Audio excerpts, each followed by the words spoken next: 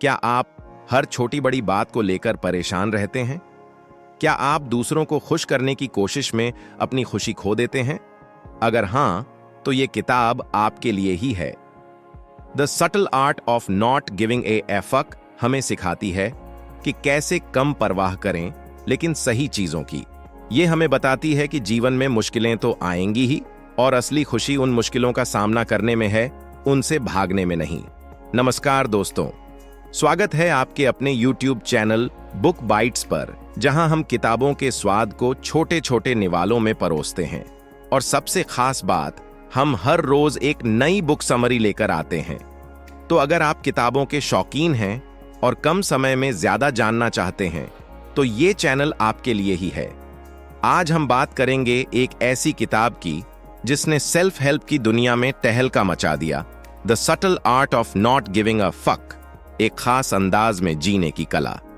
ये किताब mark Manson ने लिखी है और ये बताती है कि हर चीज की परवाह करना जरूरी नहीं, बल्कि ये जानना जरूरी है कि किस चीज की परवाह करनी चाहिए। तो चलिए शुरू करते हैं इस दिलचस्प सफर को। चलिए अब बात करते हैं हर अध्याय के बारे में विस्तार से। अध्याय 1, परवाह न करने की कोशिश मत करो, डोंट ट्राई। यह अध्याय एक मजबूत शुरुआत है जो पारंपरिक आत्म सहायता सलाह को चुनौती देता है। मैनसन का तर्क है कि लगातार सकारात्मक रहने की कोशिश करना वास्तव में एक नकारात्मक अनुभव हो सकता है। जब हम हर समय खुश रहने की कोशिश करते हैं, तो हम अनिवार्य रूप से अपनी समस्याओं और नकारात्मक भावनाओं पर ध्यान केंद्रित करते हैं।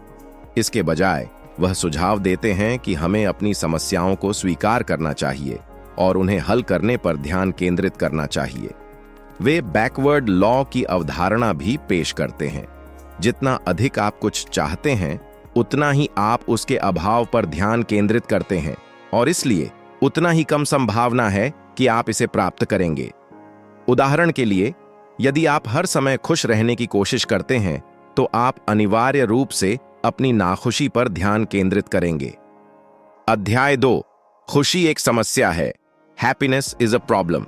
इस अध्याय में मैनसन बताते हैं कि खुशी कोई ऐसी चीज नहीं है जिसे हम बिना प्रयास के प्राप्त कर सकते हैं, बल्कि यह एक सतत प्रक्रिया है जिसमें समस्याओं का समाधान करना शामिल है। उनका तर्क है कि जीवन अनिवार्य रूप से समस्याओं से भरा है और खुशी उन समस्याओं का समाधान खोजने में निहित है।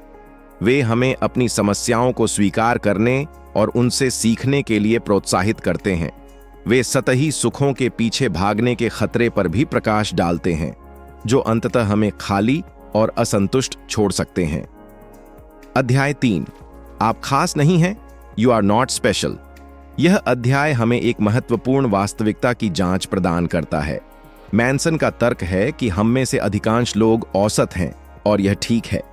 हमें अपनी सीमाओं को स्वीकार करना चाहिए और उन पर काम करना चाहिए। वे हमें आत्म धोखे और हकदारी के जाल से बचने की चेतावनी देते हैं, जो हमें वास्तविक प्रगति करने से रोक सकते हैं।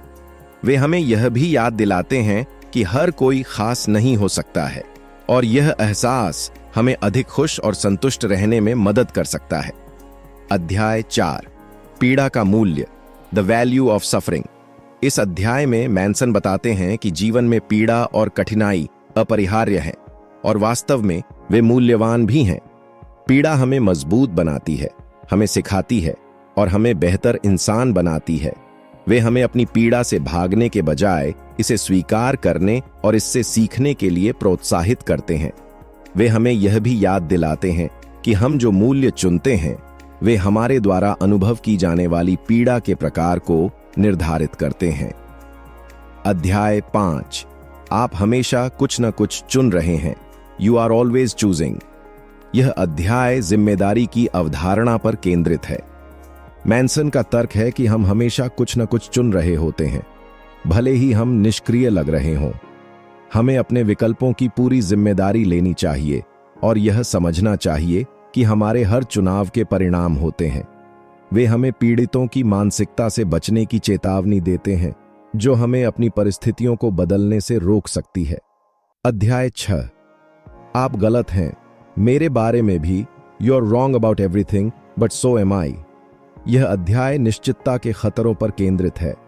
मैनसन का तर्क है कि हम सभी गलतियां करते हैं और यह ठीक है। हमें अपनी गलतियों से सीखने और आगे बढ़ने के लिए तैयार रहना चाहिए। वे हमें यह भी याद दिलाते हैं कि कोई भी सही नहीं है और हमें दूसरों और खुद के प्रति अधिक सहनशील होना चाहिए। अध्याय 7, असफलता का महत्व, the importance of saying no. इस अध्याय में मैनसन नहीं कहने के महत्व पर जोर देते हैं। वे बताते हैं कि हमें हर किसी को खुश करने की कोशिश नहीं करनी चाहिए। हमें अपनी सीमाओं को समझना चाहिए और उनके अनुसार कार्य करना चाहिए। नहीं कहना हमें उन चीजों पर ध्यान केंद्रित करने की अनुमति देता है जो वास्तव में हमारे लिए मायने रखती हैं। अध्याय 8, असफलता का महत्व, एंड देन यू डाई। यह अध्याय हमें जीवन की क्षणभंगुरता की याद दिलाता है। मैनसन का तर्क है कि हमें अपने समय का सदुपयोग करना चाहिए और उन चीजों पर ध्यान केंद्रित करना चाहिए जो वास्तव में मायने रखती हैं। वे हमें अपनी मृत्यु दर को स्वीकार करने और इसके प्रकाश में जीने के लिए प्रोत्साहित करते हैं। The subtle art of not giving a fuck एक पारंपरिक आत्म सहायता पुस्तक नहीं है। यह एक स्पष्ट और कभी-कभी उत्तेजक मार्गदर्शिका है जो हमें जीवन के प्रति एक नए दृष्टिकोण के साथ प्रस्तुत करती है। मैनसन का तर्क है कि खुशी का पीछा करने के बजाय हमें अपनी समस्याओं को स्वीकार करना चाहिए और उन्हें हल करने पर ध्यान केंद्रित करना चाहिए। हमें अपनी सीमाओं को स्वीकार करना चाहिए, अपनी गलतियों से सीखना चाहिए और उन चीजों की जिम्मेदारी लेनी चाहिए जो हम चुनते हैं। सबसे महत्वपूर्ण बात यह है कि हमें यह सीखना चाहिए कि क्या मायने रखता है और क्या नहीं। हर चीज की परवाह करने के बजाय हमें उन मूल्यों को चुनना चाहिए जो हमारे लिए सबसे महत्वपूर्ण हैं और उन पर ध्यान केंद्रित करना चाहिए। यह दृष्टिकोण हमें एक अधिक सार्थक और संतुष्ट जीवन जीने में मदद कर सकता है। यह किताब हमें सिखाती है कि परवाह न करना का मतलब उदासीन होना नहीं है, बल्कि यह जानना है कि किस चीज की परवाह करनी है और किस चीज की नहीं। यह हमें अपनी ऊर्जा और ध्यान को उन चीजों पर केंद्रित करने की अनुमति देता है जो वास्तव में हमारे लिए मायने रखती हैं, जिससे एक अधिक पूर्ण और उद्देश्यपूर्ण जीवन व्यतीत होता है। तो दोस्तों, यह किताब हमें सिखाती है कि जीवन में कम परवाह करना, लेकिन सही चीजों की परवाह करना कितना जरूरी है। यह किताब हमें एक नए नजरिए से सोचने और जीवन को ज्यादा सार्थक बनाने में मदद करती है। अगर आपको ये वीडियो पसंद आया हो तो इसे लाइक करें, अपने दोस्तों के साथ शेयर करें और हमारे चैनल बुक बाइट्स को सब्सक्राइब करना न भूलें, ताकि आपको हर रोज एक नई बुक समरी मिलती रहे। जी हाँ, आपने सही सुना, हर रोज एक नई बुक समरी। तो बने रहिए हमारे साथ और किताबों के इस सफर का आनंद लेते रहिए। आपका समय देने के लिए धन्यवाद। मिलते हैं कल एक और नई बुक समरी के साथ।